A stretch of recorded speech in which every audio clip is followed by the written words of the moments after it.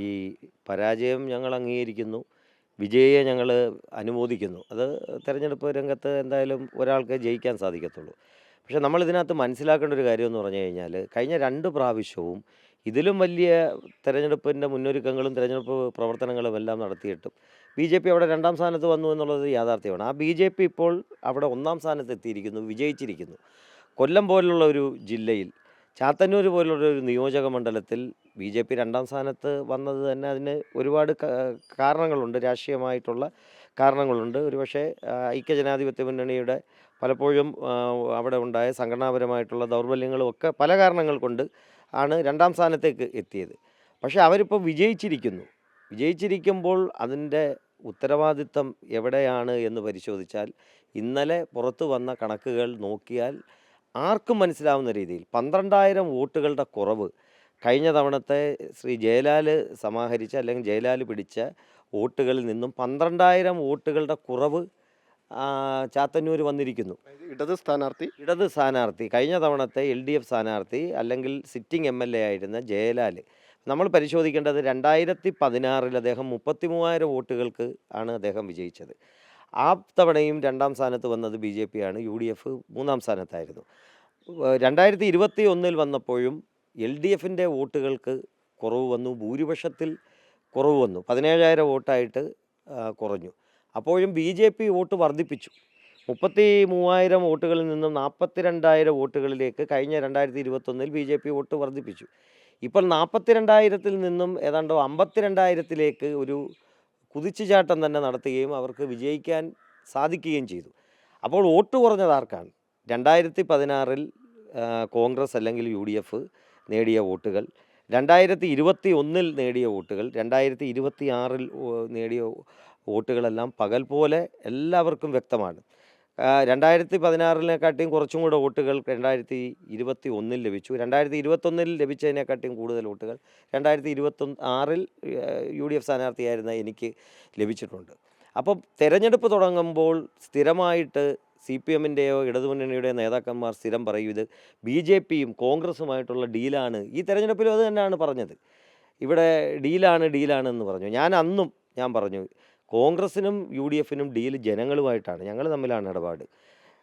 പരസ്പരം ഇടപാട് BJPയും LDFുമായിട്ടാണ്, അല്ലെങ്കിൽ LDFന് നേതൃത്വം കൊടുക്കുന്ന CPMുമായിട്ടാണ് എന്ന് ഞാനടക്കം പറഞ്ഞത് യാഥാർത്ഥ്യമായിരിക്കുന്നു. അതുകൊണ്ട് തന്നെയാണ് ഇന്നലെ ബഹുമാനായ കേരളത്തിൻ്റെ പ്രതിപക്ഷ നേതാവ് ശ്രീ VD സതീശൻ തന്നെ BJP ജയിച്ച മണ്ഡലങ്ങൾ അദ്ദേഹം വിലയിരുത്തിയപ്പോൾ കൃത്യമായി ചാത്തന്നൂരിൻ്റെ കാര്യം അദ്ദേഹം പറയുകയുണ്ടായി. അപ്പോൾ ഞങ്ങൾക്ക് പറയാനുള്ളത്, ഈ 12,000 വോട്ടിൻ്റെ വ്യത്യാസം, 12,000 വോട്ടിൻ്റെ കുറവ് ടോട്ടൽ വോട്ടുകളിൽ വന്നിരിക്കുന്നു. ആ വോട്ട് കൃത്യമായി എവിടെ എത്തിയിരിക്കുന്നു? BJP സ്ഥാനാർത്ഥിക്ക് ലഭിച്ചിരിക്കുന്നു. വലിയ മുന്നേറ്റം ഉണ്ടായി. അത് സാങ്കേതികമായി പറയുകയാണ് എന്ന് പറഞ്ഞാൽ പോലും നമ്മൾ പരിശോധിക്കേണ്ട ഒരു കാര്യമെന്ന് പറഞ്ഞാൽ, CPMന് നല്ല സ്വാധീനമുള്ള പ്രദേശങ്ങളിൽ, പഞ്ചായത്തുകളിൽ, ബൂത്തുകളിലെല്ലാം വോട്ട് നേടിയത്, മേൽക്കൈ നേടിയത് BJPയാണ്. അവിടെയും കോൺഗ്രസിൻ്റെ വോട്ട് നിലനിർത്തിയിട്ടുണ്ട്. ഇപ്പോൾ ഉദാഹരണം പറഞ്ഞാൽ, പരവൂർ മുനിസിപ്പാലിറ്റിയിൽ BJPക്ക് അങ്ങനെ വലിയ സ്വാധീനമുള്ള ഒരു മേഖലയല്ല പരവൂർ മുനിസിപ്പാലിറ്റി. അവിടെ ഭരിക്കുന്നത് CPMാണ് മുനിസിപ്പാലിറ്റി ഭരിക്കുന്നത്. അതുപോലെ തന്നെ പൂതക്കുളം അല്ലെങ്കിൽ കല്ലുവാതുക്കൽ, അവിടെയൊക്കെ കടന്നു വന്നപ്പോൾ ഞാൻ സൂചിപ്പിച്ചല്ലോ, 4-5 റൗണ്ട് കഴിഞ്ഞപ്പോൾ മുന്നിട്ട് നിന്നത് UDF സ്ഥാനാർത്ഥിയായ ഞാനാണ്. BJP സ്ഥാനാർത്ഥി 3ാം സ്ഥാനത്തായിരുന്നു. അവിടെ നിന്നും കോൺഗ്രസിൻ്റെ വലിയ സ്വാധീന മേഖലകളല്ലാത്ത തലങ്ങളിലേക്ക്, പ്രത്യേകിച്ച് CPM നേതൃത്വം കൊടുക്കുന്ന LDFൻ്റെ സ്വാധീന മേഖലകളിലേക്ക് വന്നപ്പോഴാണ് ഒരു കുതിച്ചുചാട്ടം നടത്തുകയും 4,000-ൽ പരം വോട്ടുകൾക്ക് BJP സ്ഥാനാർത്ഥിക്ക് വിജയിക്കുവാനും നിങ്ങൾ സൂചിപ്പിച്ചതുപോലെ കൊല്ലത്ത് താമര വിരിയിക്കുവാനും ഒക്കെ ഉള്ള ഒരു അവസരം സൃഷ്ടിച്ചു കൊടുത്തത് ആരാണ് എന്നുള്ളതിൻ്റെ കൃത്യമായ പരിശോധന LDF നടത്തണം. അതിൻ്റെ നേതൃത്വം കൊടുക്കുന്ന CPM ഒരു ആത്മപരിശോധന നടത്തണമെന്നുള്ളതാണ് പറയാനുള്ളത്. കൃത്യമായ ഡീല് BJPയും LDF എന്ന് ഞാൻ പറയുന്നില്ല, BJPയും CPMുമായിട്ട് നടന്നിരിക്കുന്നു. ഒരുപക്ഷെ ഇത്തരം ഒരു ഡീലിലൂടെ അവർ ലക്ഷ്യമിടുന്നത് താങ്കളുടെ കാഴ്ചപ്പാടിൽ എന്തായിരിക്കും?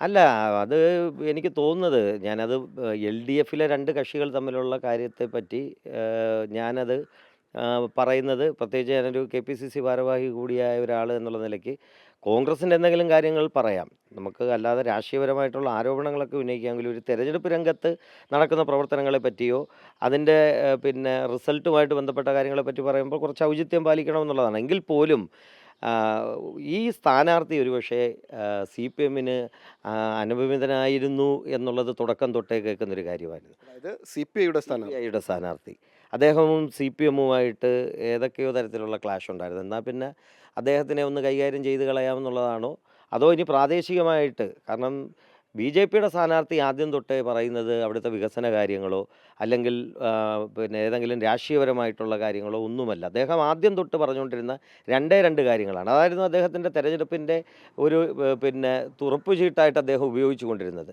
ഒന്ന്, പ്രാദേശികവാദം. അദ്ദേഹം മാത്രമാണ് ചാത്തന്നൂർകാരൻ എന്നുള്ള പ്രാദേശികവാദം അദ്ദേഹം ആദ്യം തൊട്ടേ ഉന്നയിക്കുന്നുണ്ടായിരുന്നു. രണ്ട്, പിന്നെ അദ്ദേഹം പറഞ്ഞുകൊണ്ടിരുന്നത് പിന്നെ 2 വട്ടം 2ാം സ്ഥാനത്ത് വന്നതുകൊണ്ട് ഇത്തവണ എനിക്ക് 1ാം സ്ഥാനത്തെത്താൻ ഒരു ഇത്. അപ്പം ആ പ്രാദേശികവാദമൊക്കെ എനിക്ക് തോന്നുന്നു അത് സി പി എം അണികളും നേതാക്കന്മാരും കൂടി ഏറ്റെടുത്ത് ഏതെങ്കിലും പ്രാദേശികമായിട്ടുള്ള സ്നേഹവും ഇതൊക്കെ വെച്ച് പിന്നെ പ്രത്യേകിച്ച് അവർക്ക് ഇഷ്ടമില്ലാത്തൊരു സ്ഥാനാർത്ഥി കൂടി വന്നതുകൊണ്ട് ആ, സ്വാഭാവികമായിട്ടും അങ്ങനെയാണ് ഒരു ഡീൽ ഉറപ്പിച്ചത് കാണാനായിട്ടുള്ള ഒരു സാധ്യത ഞാൻ കാണുന്നത്. പിന്നെ രാഷ്ട്രീയപരമായിട്ടുള്ള മറ്റു കാര്യങ്ങളും കാണുമായിരിക്കും. ഏതായാലും ശരി തന്നെ കൃത്യമായിട്ടൊരു ഡീല്, കാരണം സി പി ഐയുടെ എം എൽ എമാർ കഴിഞ്ഞ 4 പ്രാവശ്യം കൊണ്ട് ജയിക്കുന്ന ഒരു നിയോജക മണ്ഡലത്തിൽ തെരഞ്ഞെടുപ്പ് പ്രവർത്തനങ്ങൾക്കെല്ലാം നേതൃത്വം കൊടുക്കുന്നത് സി പി ഐയെക്കാട്ടിയും വലിയ കക്ഷിയായിട്ടുള്ള കൂടുതൽ സ്വാധീനമുള്ള സി പി എം തന്നെയാണ് എന്നുള്ള കാര്യത്തിൽ തർക്കമില്ല.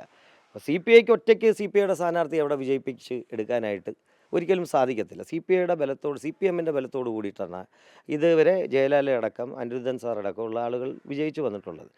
പഴയ കാലമല്ല, ശ്രീ പി രവീന്ദ്രനും ശ്രീ പത്മരാജൻ സാറും ഒക്കെ മത്സരിക്കുന്ന കാലഘട്ടത്തിൽ നിന്നും ഒത്തിരി വ്യത്യാസം രാഷ്ട്രീയത്തിന് വന്നിട്ടുണ്ട്, സ്ഥാനാർത്ഥികളുടെ കാര്യത്തിലൊക്കെ വന്നിട്ടുണ്ട്. അപ്പോൾ അതുകൊണ്ട് തീർച്ചയായിട്ടും ഇതെല്ലാം വെച്ച് നോക്കുമ്പോൾ കൃത്യമായി തന്നെ സി പി എമ്മിൻ്റെ ശക്തി കേന്ദ്രങ്ങളിൽ നിന്ന്, ബൂത്തുകളിൽ നിന്ന് നല്ല ഒഴുക്ക് ബി ജെ പിയിലേക്ക് ആ വോട്ടുകൾ പോയിട്ടുണ്ട്. കോൺഗ്രസിൻ്റെ വോട്ട് വർദ്ധിച്ചതല്ലാതെ ഒരു വോട്ട് പോലും ഇവർ നിരന്തരമായി കോൺഗ്രസിനെയും യു ഡി എഫിനെയും ആക്ഷേപിക്കാൻ അവർ ഉപയോഗിച്ചുകൊണ്ടിരുന്ന ഈ ഡീൽ എന്ന് പറയുന്ന വാക്ക് യഥാർത്ഥത്തിൽ ഇപ്പോൾ സംഭവിച്ചിരിക്കുന്നത് സി പി എമ്മും ബി ജെ പിയുമായിട്ടാണ്. അതാണ് യാഥാർത്ഥ്യം. അപ്പോൾ തന്നെ പരാജയത്തിന്റെ വേദനയെക്കുറിച്ച് ചോദിക്കുകയല്ല. കാരണം യു ഡി എഫിന്റെ ഒരു കുതിച്ചുചാട്ടം ഉണ്ടായപ്പോഴും ഒരു പക്ഷേ ചാത്തന്നൂരല്ല വേറെ ഏതെങ്കിലും ഒരു മണ്ഡലം താങ്കൾ തിരഞ്ഞെടുത്തുവെങ്കിൽ വിജയിക്കാം ആയിരുന്നു എന്ന് കരുതുന്നു. അതിപ്പോൾ ഒരു ഹൈപ്പോത്തറ്റിക്കലായിട്ടുള്ളൊരു ചോദ്യമാണ്. കാരണം നമ്മൾ ചാത്തന്നൂരാണല്ലോ മത്സരിച്ചത്. എൻ്റെ നിയോജകമണ്ഡലം കൊല്ലമാണ്. ഞാൻ കൊല്ലത്ത് മത്സരിക്കാനാണ് ആഗ്രഹിച്ചത്. ഞാൻ 2016 കൊല്ലത്ത് മത്സരിച്ച ആളാണ്. പക്ഷേ പാർട്ടി നേതൃത്വം ആണ് തീരുമാനങ്ങൾ എടുക്കുന്നത്. പാർട്ടി നേതൃത്വം, ഞാൻ ചാത്തന്നൂർ മത്സരിക്കാൻ ആഗ്രഹിച്ച ആളല്ല, ചാത്തന്നൂർ സീറ്റിന് വേണ്ടി ശ്രമിച്ചിട്ടുള്ള ഒരാളല്ല. ഒരു തലങ്ങളിൽ പോലും, ഒരു ഘട്ടത്തിൽ പോലും ചാത്തന്നൂരുമായിട്ട് ബന്ധപ്പെട്ട്, സ്ഥാനാർത്ഥിത്വമായിട്ട് ബന്ധപ്പെട്ട ഒരു കാര്യത്തിനും ഒരു നീക്കുപോക്ക് ഉണ്ടായിട്ടുള്ള ഒരാളല്ല. പക്ഷേ അവിടെ നമ്മുടെ ശ്രീ ദേവരാജനായിരുന്നു ആ സീറ്റ് കൊടുക്കാൻ തീരുമാനിച്ചിരുന്നത്. അതിനുശേഷം അദ്ദേഹവുമായിട്ട് യു ഡി എഫ് നേതൃത്വം, അപ്പോൾ പ്രാദേശികമായിട്ട് കുറേ എതിർപ്പുകൾ കോൺഗ്രസിൻ്റെ ഭാഗത്തു നിന്ന് ഘടകകക്ഷിക്ക് സീറ്റ് കൊടുക്കുന്നതുമായിട്ട് ബന്ധപ്പെട്ട് വരികയും അദ്ദേഹം തന്നെ സ്വയം പിന്മാറുകയും നമ്മുടെ യു ഡി എഫ് നേതൃത്വമായിട്ട് ചർച്ച ചെയ്ത് തീരുമാനിക്കുകയും ഞാൻ മനസ്സിലാക്കിയെടുത്തോളം എന്നെ അറിയിച്ചതുപോലെ ഏകകണ്ഠമായി വളരെ ഒരു രാത്രി വൈകിയാണ് സ്ഥാനാർത്ഥിയായിട്ട് എന്നെ തീരുമാനിക്കുകയും ആ വിവരം എന്നെ അറിയിക്കുകയും അവിടെ മത്സരിക്കണം എന്ന് ആവശ്യപ്പെടുകയും ഞാൻ ആ ദൗത്യം ഏറ്റെടുത്തുകൊണ്ടാണ്, വളരെ അവിചാരിതമായിട്ടാണ് ഞാൻ സ്ഥാനാർത്ഥിയായിട്ട് വന്നത്. വിജയിക്കാമെന്നുള്ള ശുഭപ്രതീക്ഷയിലും ആത്മവിശ്വാസത്തോടു കൂടി തന്നെയാണ് ഞങ്ങൾ പ്രവർത്തനങ്ങളെല്ലാം നടത്തിയത്.